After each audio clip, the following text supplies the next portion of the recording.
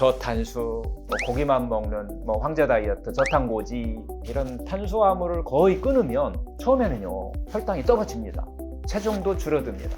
하지만 많은 분들이 몇 달 뒤에 다시 원상으로 되돌아오게 됩니다. 탄수화물 중에 특히 제가 자주 말씀드리는 역할이 정말 중요한데요. 흡수는 느려지고 저장은 줄어드는 구조로 바뀌게 된다는 거죠.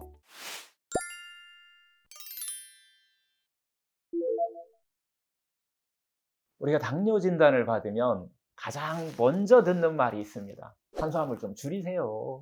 탄수화물을 좀 끊으세요. 그래서 많은 분들이 겁이 나기도 좀 합니다. 밥 한 숟갈을 먹을 때도 막 죄 짓는 기분이 들기도 하죠. 그런데 저는 질문을 조금 바꿔봅니다.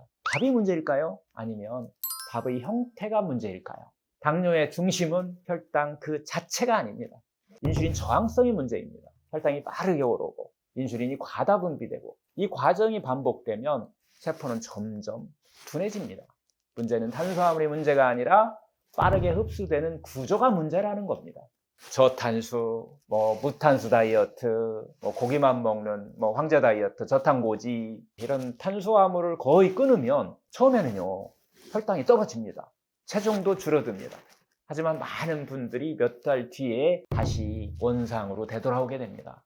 이거 왜일까요? 결국 그렇게 하다 보면 우리 몸의 근육량은 감소하고 기초대사가 또 저하되고 폭식이 반동하고 또 피로감과 스트레스가 증가하는 이런 문제가 생기기 때문입니다. 우리 몸은 탄수화물을 완전히 차단할 수가 없습니다. 우리 몸은 단백질을 먹어도 포도당으로 만들고 지방에서도 포도당을 우리 몸 안에서 스스로 생성해냅니다.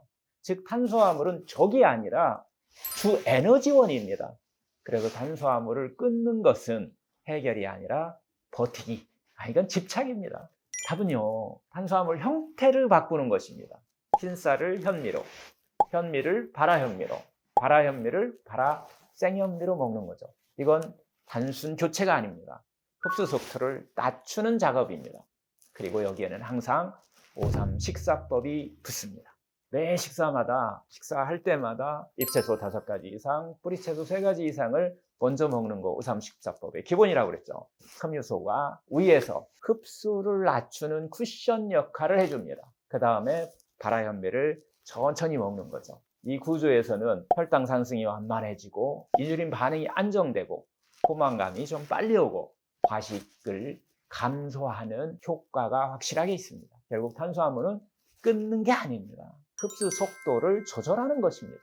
탄수화물 중에 특히 제가 자주 말씀드리는 발화생현미의 역할이 정말 중요한데요. 이 발화 과정에서 효소가 활성화되고 또 전분 구조가 일부 분해되기도 하고요.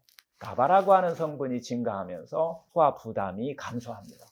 또 오래 씹으면 흡수는 더 천천히 이루어집니다. 대사가 극가속에서 완만한 곡선으로 바뀌게 된다는 겁니다. 그래서 흡수는 느려지고 저장은 줄어드는 구조로 바뀌게 된다는 거죠. 의학적 관점으로 볼 때 당뇨의 핵심은 혈당 그 자체가 아니라 인슐린 저항성의 문제, 또 빠른 흡수의 문제, 반복되는 혈당 스파이크의 문제, 인슐린이 너무 과도한 상태가 문제가 되는 겁니다. 이게 바로 인슐린 저항성을 만드는 기본 구조죠. 반대로 흡수가 느리고 섬유소가 풍부하고 또 구조가 균형 잡힌 탄수화물은 혈당 폭을 줄여줍니다. 결론은 명확합니다.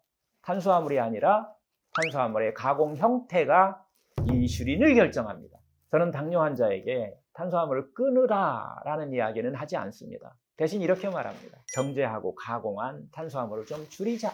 자연식품으로 구조를 좀 바꿔보자. 5-3 식사법으로 먹는 순서를 또 한번 바꿔보자. 현미밥을 자연의 발화생현미로 한번 바꿔보자.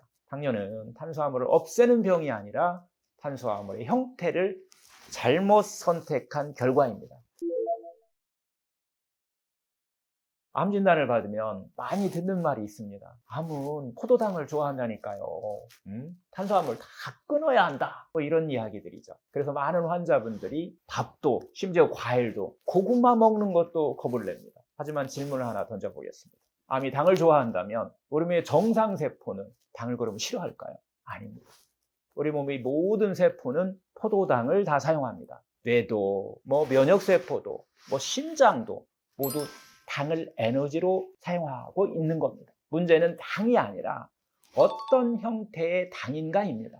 암세포는 상당히 빠르게 분열합니다. 그래서 흡수가 빠른 단순당을 더 쉽게 사용합니다.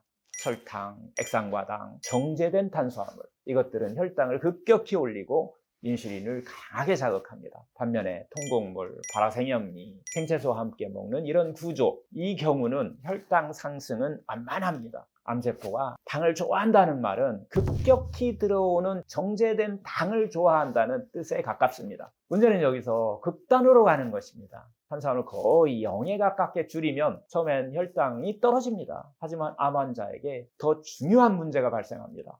체중 유지의 문제, 근육 유지의 문제, 면역 유지의 문제. 만약 체중이 빠르게 줄고 근육이 소모하게 되면 항암 치료에 내구력이 줄어들게 되고 떨어지게 되죠. 회복력이 약해지고 감염 위험이 올라갑니다.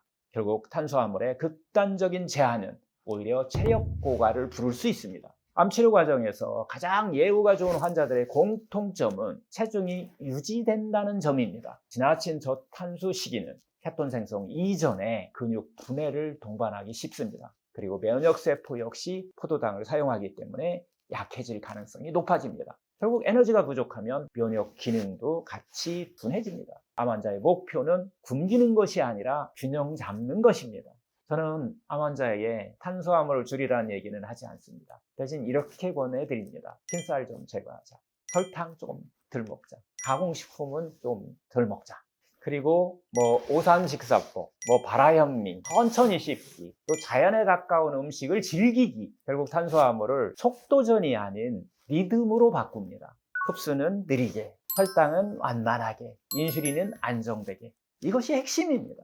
의학적으로 볼 때 암세포가 해당 과정을 선호한다는 그 워버그 효과는 사실입니다. 그러나 이것이 당을 완전히 차단하면 암이 굶어 죽는다는 뜻은 아닙니다. 우리 몸은 단백질에서도 포도당 만들고 지방에서도 포도당을 생산합니다. 당을 완전히 끊는다고 암만 굶기는 것은 불가능합니다. 결국 중요한 것은 인슐린 저항성의 어떤 환경을 좀 바꾸는 거, 염증 환경을 바꿔주는 거, 대사의 균형의 문제를 해결해 주는 것입니다. 암 환자는 탄수화물을 제한해야 하는지 한 문장으로 딱 정리하면 암에서 중요한 것은 탄수화물을 없애는 것이 아니라 혈당 스파이크와 인슐린 저항성을 낮추는 것입니다. 극단은요, 몸을 더 약하게 만듭니다. 균형은 몸을 지지하고 치유해주는 역할을 합니다. 암 치료는 결국 전쟁이 아니라 암이 자라는 토양을 바꾸는 것입니다. 탄수화물은 적이 아닙니다. 어떤 구조로 어떻게 먹느냐가 결과를 만듭니다.